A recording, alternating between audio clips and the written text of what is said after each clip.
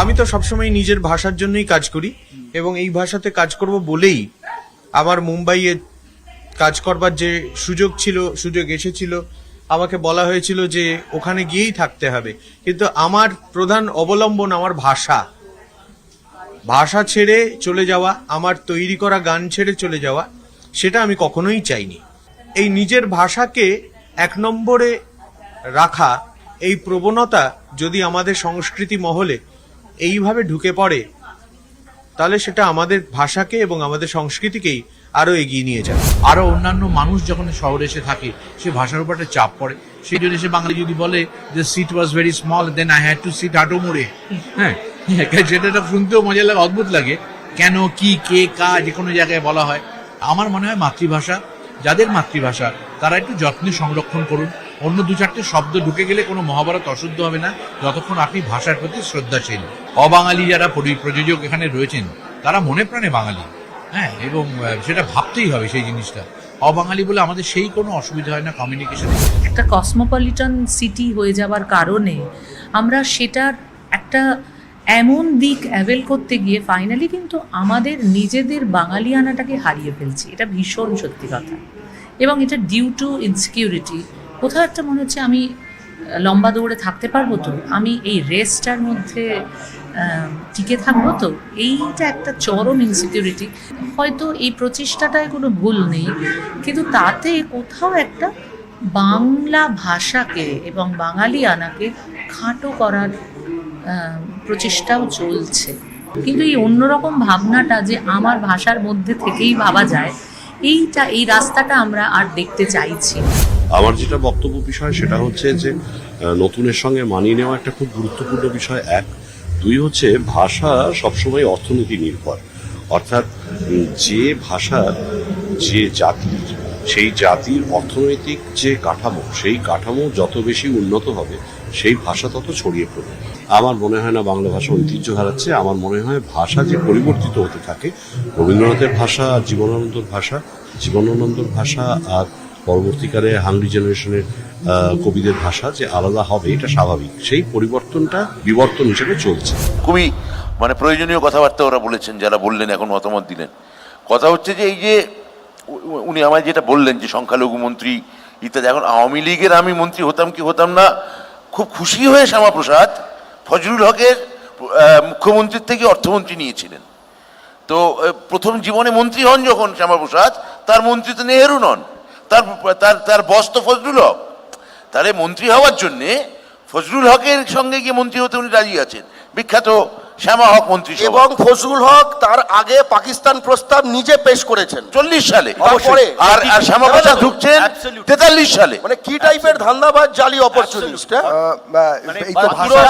একদম বাংলা ভাষা অবশ্যই আমি বলবো, কারণ সে জিরাটের লোক, আমার দেশের বাড়ির লোক, তোমার দেশের বাড়ির লোক, হুগলি জেলা আমার দেশের বাড়ির লোক।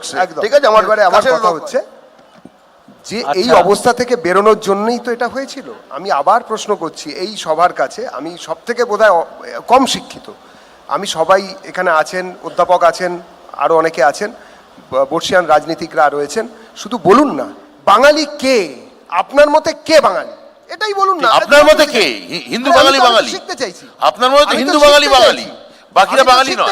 আমি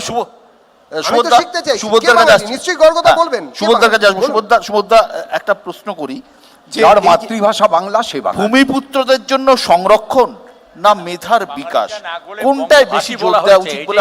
বঙ্গভাষী স্পেসিফিক বলা হয়েছে, বাঙালি কেন করছি আমরা বারবার, বঙ্গভাষী যে বলা হয়েছে একদম এটা স্পেসিফিক। এবং এই কথা বলেন তারা সবাই বাঙালি নন, এবং বাঙালিটাকে বোধহয় জোর করে আনছি আমরা আলী উপর জোর দেওয়ার 100% এই কথাটাকে সাপোর্ট করি।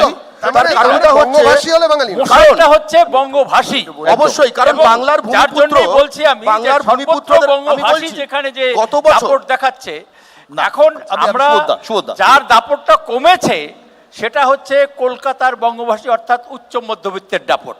একদম। তার কারণ হচ্ছে আবার আমাকে যেতে উত্তরবঙ্গে। উত্তরবঙ্গের রাজবংশী ভাষাকে কলকাতার যারা তথাকথিত শিক্ষিত কবি সাহিত্যিক তারা বলেছেন বাহে। কিসের জন্য? না বাহে ভাষা। এবং ওই কিসের জন্য? একটাই উদ্দেশ্য যে রাজবংশী ভাষাকে হেয় প্রতিপন্ন করার জন্য যেভাবে ওই আপনারা উড়ে ইত্যাদির ব্যাপারগুলো নিয়ে এলেন, ঠিক একইভাবে হেয় প্রতিপন্ন করার জন্য তাদেরকে বলা হতো বাহি ভাষা।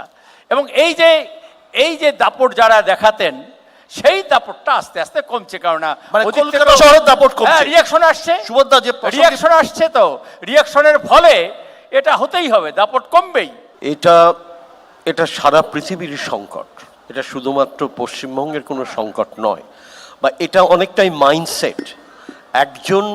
একজন কিভাবে দেখছেন বাংলা ভাষাকে বা রাজবংশী ভাষাকে।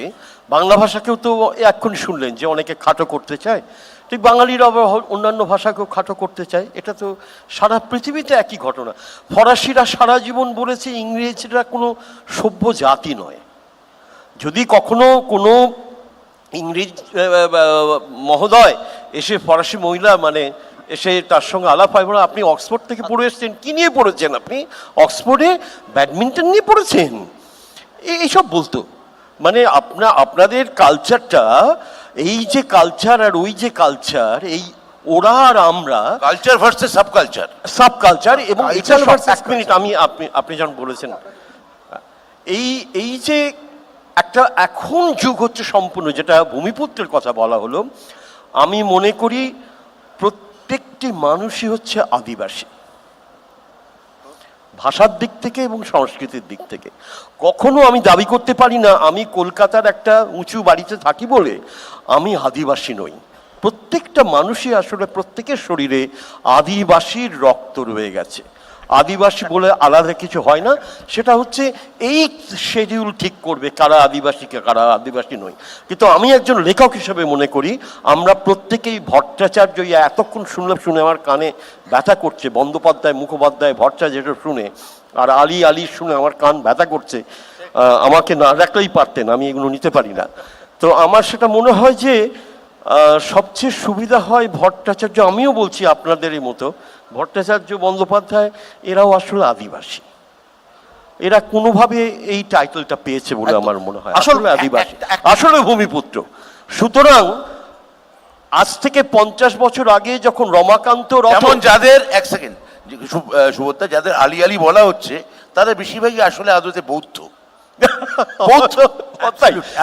এবং এই একটা কথা বলে শেষ করব, DNA রমাকান্ত রথ ভারতবর্ষের একজন প্রধানতম কবি, সীতাকান্ত মহাপাত্র আর একজন প্রধান কবি, সুগত কুমারী আর একজন প্রধান কবি।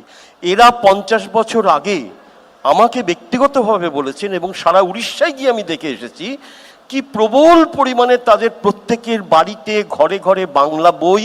আর আজকে উড়িষ্যার সবচেয়ে বড় যত ভারতবর্ষের আইএস ক্যাডার এবং টপার সব উড়িষ্যা থেকে।